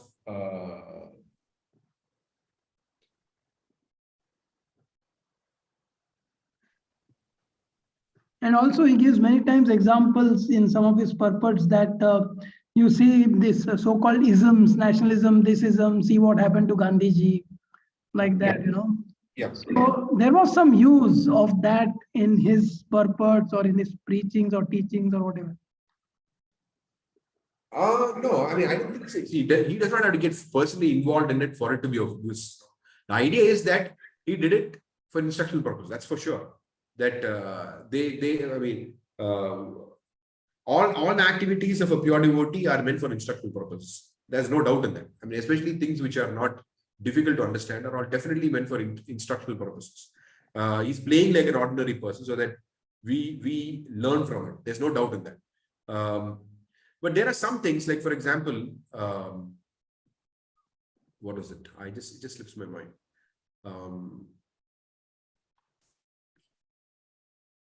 Like, okay, I'm only talking in terms of what is comprehensible, what is not comprehensible, So we read his childhood, right? Most of the things that we read are comprehensible. But here is something which we cannot comprehend. So we just take it that it is for instructional purpose, that's all. That's what I meant. Like, it's not something which we can comprehend. What we cannot comprehend, we just take it as instructional. That's all. There are two categories in this child. Before he met his Guru Maharaj, there are two categories of, they say, one which are comprehensible to us, the other which are not comprehensible to us. This is the category which is not comprehensible. But we know, even though it is not comprehensible, but it's instructional. That's it. Because all of the activities are meant to be instructional. So even though we don't comprehend it, but it's instructional.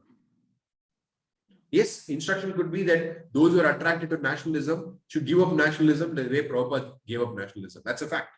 Those who are attracted to nationalism should give up nationalism the way Prabhupada gave up nationalism. But sometimes we have the reverse phenomenon also. People, after taking to Krishna consciousness, they feel that nationalistic fervor is very important. Anyway, it's a different topic, but I'm just saying.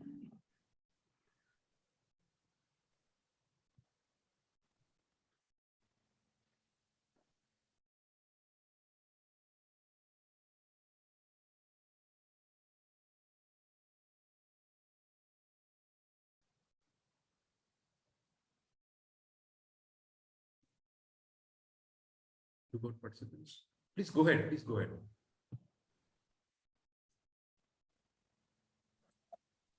Hare Krishna, Prabhu. Can you hear me? Yes, no, yeah. Okay. Prabhuji, I have I wanted a little more assistance with a slightly better explanation on this point of women, this the sastric point of our sastras saying women are less intelligent, and Prabhupada's own sort of comments on this. I understand the philosophy, but it's very difficult to explain that to third party. I have in our Sangha some very highly educated women, some doctors and PhD women who attend the Sangha, who are very, very favorable to Krishna consciousness. This point is something we have such difficulty in getting their head around, because they're saying, we just can't accept it, that why can implement. I said, look, this is a material intelligence that it is being talked about, not spiritual intelligence. Spiritual intelligence is a different category. In fact, the Shastras show so many examples of women actually achieving far greater achievements in their spiritual life than material. So, but it's still a difficult point to grapple with and explain, particularly when you're trying to explain it to educated women who themselves are very favorable, but this point they cannot just cannot handle. So just throw a little bit more light in terms of how we can try and assist in this. Like for example, when I was teaching, I mentioned how I gave this thought experiment of being isolated in an island, So like that, you could think of something which can actually make them see the difference, in the sense that, even Western psychology, for that matter, even today's modern Western psychology, they do acknowledge that women simultaneously, when they think, they're also emotional. Whereas men tend to be very analytical. They don't mix the emotion necessarily with their analytical faculty. Whereas women, it's inseparable. This is even modern, self-help people, all of them talk about this. Now, that may not be good enough for them, because the problem here is that the problem is, why am I considered inferior? That's the whole problem. Now, the thing is, like, take for example, intelligence. Okay, just intelligence for that matter.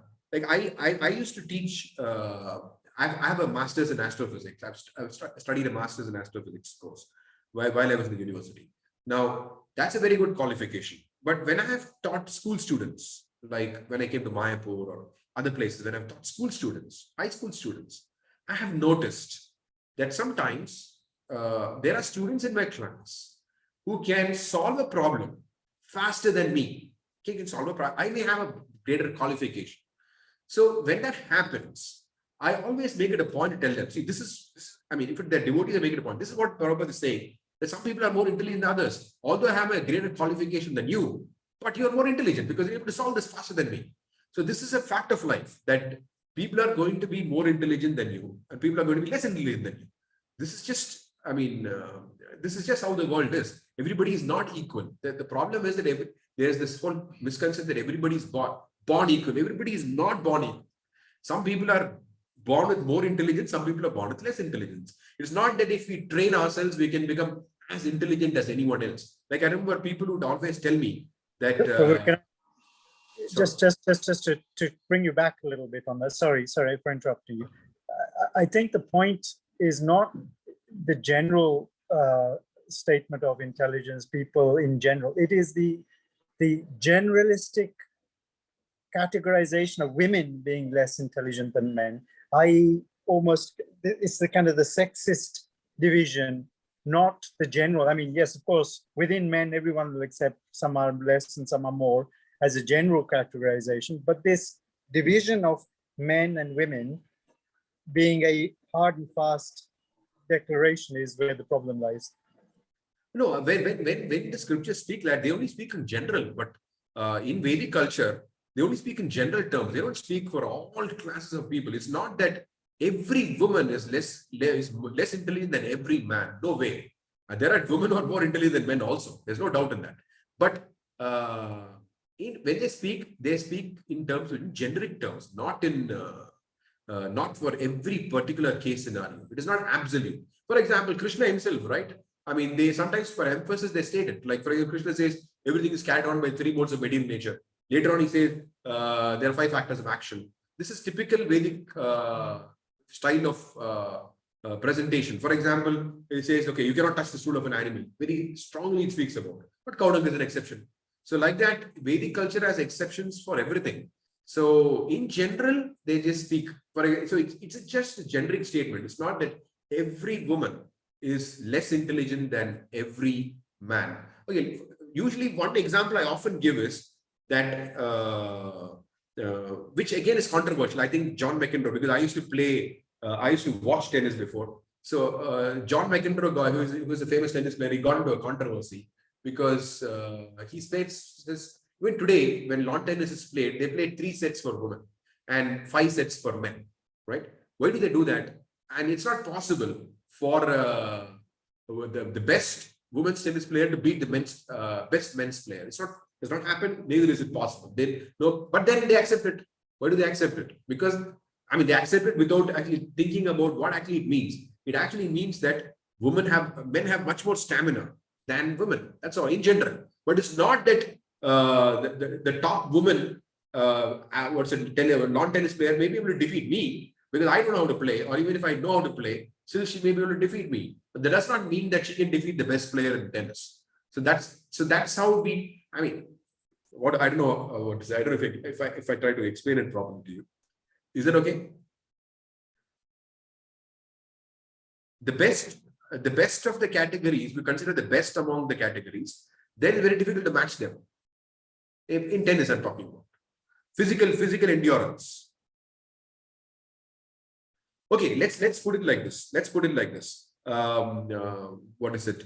Where in European countries, I forget the name. But in Europe, which country I forget the name, but in European countries, in one particular country where there is equality of opportunity, I'm not talking about equality of outcome, I'm talking about equality of opportunity.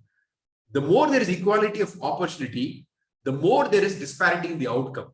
Whereas women tend to go towards areas like nursing and things, not the heavy machinery kind of jobs, where there is equal opportunity. The women generally exhibit that tendency of going towards those kind of jobs. Whereas men have the tendency of the STEM, science, technology, engineering, and mathematics. I don't know, maths. Anyway, so they generally go towards the STEM fields. This is the basic scientific finding. It's not like I'm not making it up. I can provide references to that also. That in European country, in the country which is most favorable towards equality of opportunity, the outcomes have not been equal. Outcomes have been unequal because most women tend to go towards that direction. It's not that every woman does, but most women tend to go in that direction. So like that, Vedic culture is just making a generalization. The women in general are like that. It's not that everybody's like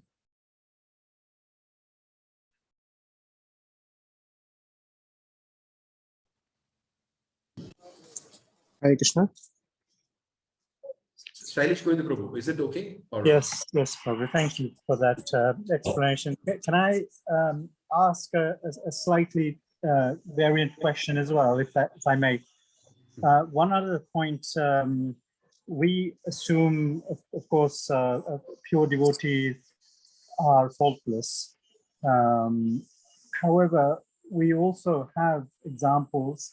We understand, of course, that these examples are by which to teach us a lesson from, like Brahma falling and chasing his daughter, etc. But is that not part of material conditioning, that even pure souls in the material platform can make mistakes? Is that not an acceptable position? Why do we have to say that pure devotees are faultless? Pure devotees can also make faults, as we know from Shastra, even though it may be for teaching us a lesson and for us to learn something from. There is a point of fault there, no? But Brahma, when you're talking about the Brahma, he gave up his body and then subsequently became a pure devotee, right? He was not born a pure devotee. Brahma is not a pure devotee. He became a pure devotee. He wasn't born a pure devotee.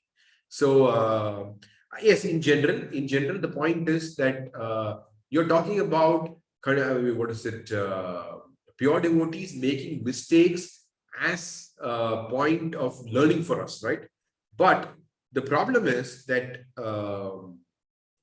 when Srila Prabhupada, by his own standards and examples, okay, what determines what is a mistake? For example, when he was teaching us about Srila Bhaktisiddhanta Saraswati Thakur, He said, I just followed my Guru Maharaj. I just did not bother about it. Whatever my Guru Maharaj said, I had 100% faith.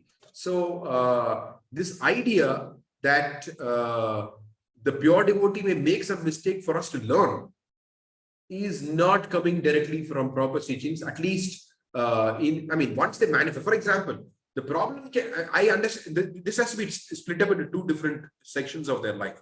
One is before they externally manifest their pure devotion, and one is after they manifest. Now, after they manifest, like Bhaktivinoda Thakur, once he manifested his pure devotion, from that point on to say that he made mistakes, that is what is problematic. But before that, yes, he's behaving like an ordinary condition. So, at least for the sake of example, therefore it's fine. But after that, that's where the problem comes. That's where the problem comes. Because we have one scholar in our movement who says that when Prabhupada writes that Krishna asked for halwa in Dord and Leela, he says, no, this is a Muslim preparation. It cannot be there. This is not the pastime. Bhagavatam doesn't mention it. This is where the problem comes. So did Prabhupada make a mistake? Did Prabhupada make a mistake? Because it's a Muslim preparation. Anyway, that the whole concept that it's a Muslim preparation, that itself can be contested. Maybe the word halwa is a Muslim word, but halwa is probably a preparation which existed in India for ages. The Gujaratis, they always have some thing like a halwa. They don't call it a halwa. They call it some other name. But the point is that the moment we consider that a pure devotee makes a mistake, it is like it's a can of worms. There's no end to it. There's no end to it. Like the most recent thing that I read by one of ISKCON's greatest scholars is that Sanatana Goswami, when he says that the Guru accepts the karma of the disciple, he says this goes against universal principles of justice. This is the opinion of Sanatana Goswami. This is what scholarship does. This is what scholarship does. It corrupts the brain. And then you begin to look at Sanatana Goswami, Lord Chaitanya Mahaprabhu. He says that, Sanatana Goswami was personally inspired by Lord Chaitanya Mahaprabhu to write Hari Bhakti Vilas. And in the Hari Bhakti Vilas, he is quoting this. That is not accepted by one of our leading scholars in that movement. Can you believe it? This is where the problem comes. That, when we start thinking that a pure devotee can make mistake, there's no end to it. At some point, our whole bhakti gets destroyed. So, yes, before they manifested pure devotion, before they manifested their pure devotion, yes, we can take it as they made all these different things. We are not supposed to take that seriously. We're supposed to, learn from it, because they're doing it as an example. But once they manifest their pure devotion, then there's no question of them making mistakes.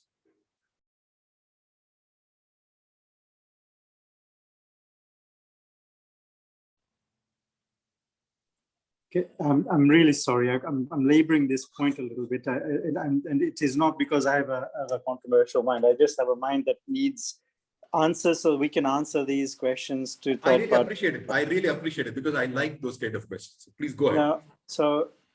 Now we read in Bhagavatam, Srila Prabhupada making categorical statements that man has not been to the moon. Yes. Now that is his post-pure devotional manifestation, and therefore he is making a statement in the Bhagavatam. Yes. Modern science declares otherwise. How do we, this is a common question, I know, and I know it's been asked over and over again, but I'm asking because we have a wider audience and it might help, how to tackle these things.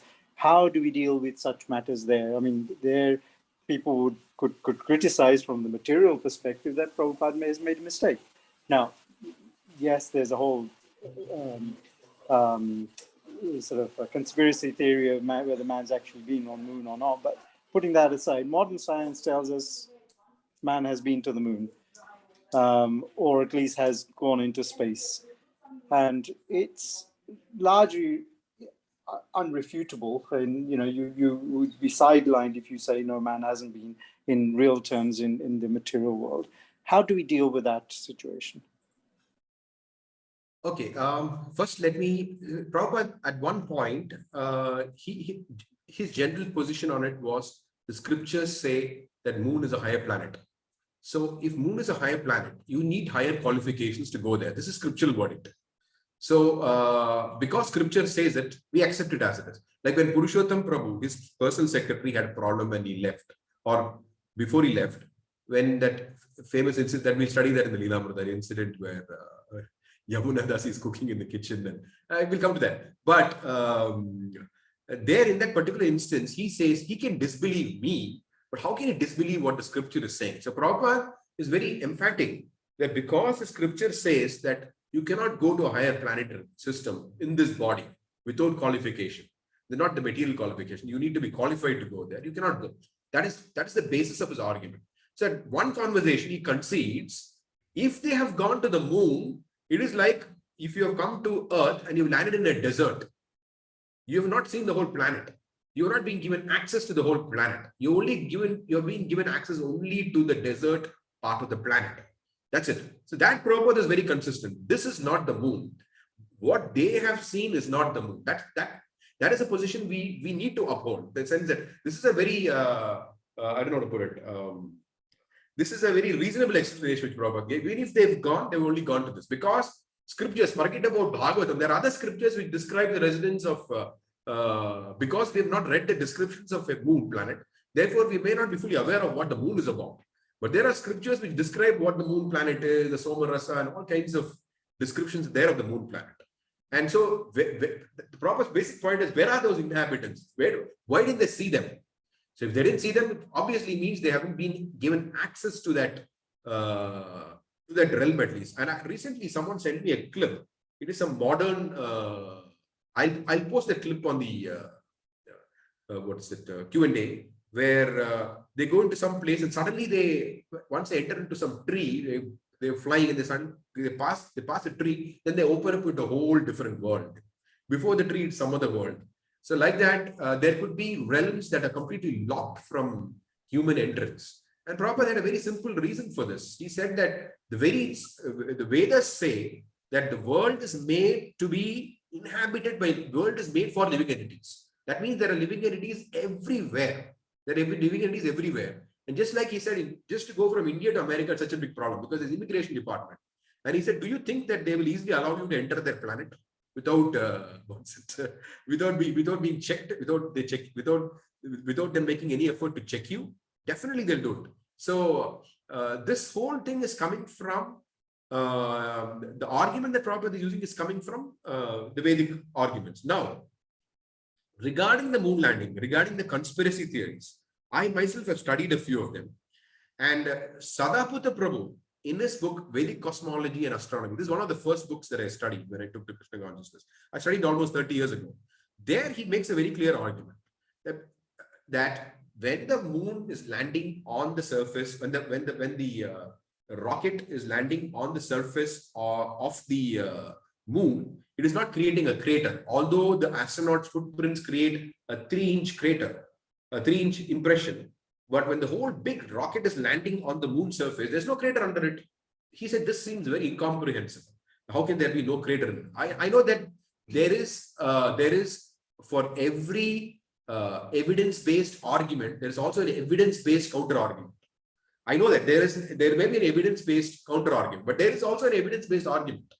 And that way, the evidence-based argument and the evidence-based counter-argument, they can keep fighting with each other. But the fact is, there are evidence-based arguments. It's not just somebody just sitting in some garage on some dope writing some theory. No, it's not like that. There are credible people who think that, including our own Sadaputta Prabhu, has brought up that point. And he's a very sharp thinker. He's brought up that point that why is there no crater under the moon surface? So under the rocket surface when it lands on the moon. So there are, and personally, if you ask me, when I watched the YouTube clip of Edwin Aldrin and Neil Armstrong, they come back from the moon, they're doing an interview. Now, I found that very, very difficult to accept. You usually triumphant when you come back from an expedition like that. But you watch that clip, it's available on YouTube. You see how nervous they are. It's unbelievable that anybody with some common sense will find very difficult to accept. Are these the people who went to moon and this is their first interview after the return? And they should be euphoric, right? I mean, they went to the moon, something that has not happened before. Just like when people win cricket matches or something like that, they're really euphoric. But here you can see extreme anxiety, nervousness. Why is that? I mean, for me, it just doesn't make sense.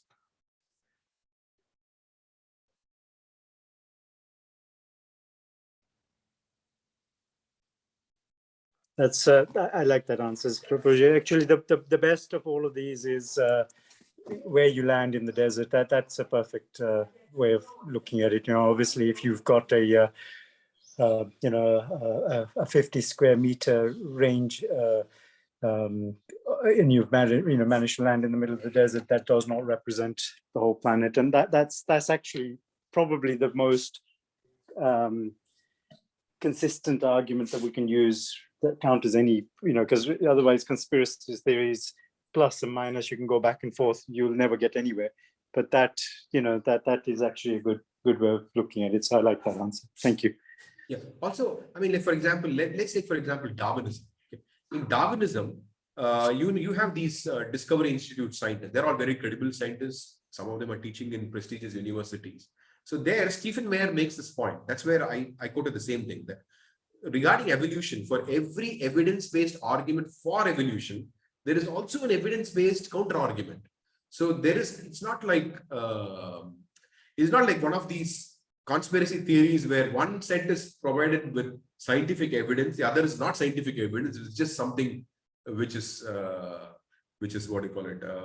Which is somebody's creation in their mind. No, it's like Dutakanu Prabhu is written and Sadaprabhu wrote this forbidden archaeology. That's not just some sentiment or conspiracy theory. Those are factual. It is a book written based on factual evidence available. So like that, I haven't examined all the moon landing evidences in detail. From whatever I've seen, what Sadaprabhu has mentioned, there are definitely evidence-based arguments for moon landing and also evidence-based arguments for not landing on the moon. It's not one of these loony conspiracy theories. The best line on the Darwinism is, again, not to try and argue both ways from scientific. The best way I've heard that the argument killer is that, well, if we've evolved from the ape, why do apes still exist? That's kind of a, why have they not all evolved? That's an argument killer normally. But no, thank you again, Prabhuji. Sorry for thank you for indulging me. These kind of conversations are very enlightening. It's for Vamshidhari Prabhu. Hare Krishna Prabhu. I just wanted to know, it will be very nice if we get these PDF actually chapter wise. It will help us to recollect the whole session in future also, if it is possible. I will share it. Yes, Prabhu, I will share it. Yes, definitely. Thank you, Prabhu, for the nice classes. Your every class is very, very enlightening. Hare Krishna. There's a question on chat. Oh, looks like.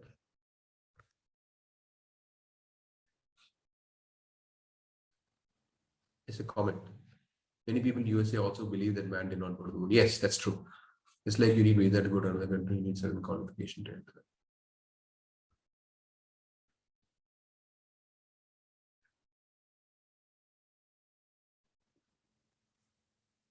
Message to me, okay. Okay. Okay, so if there are no further questions, we can stop here today. Thank you very much. Vanchakalpatarubhyasya kripa sindhubhya evacha paritanam pavanebhyo vaishnebhyo.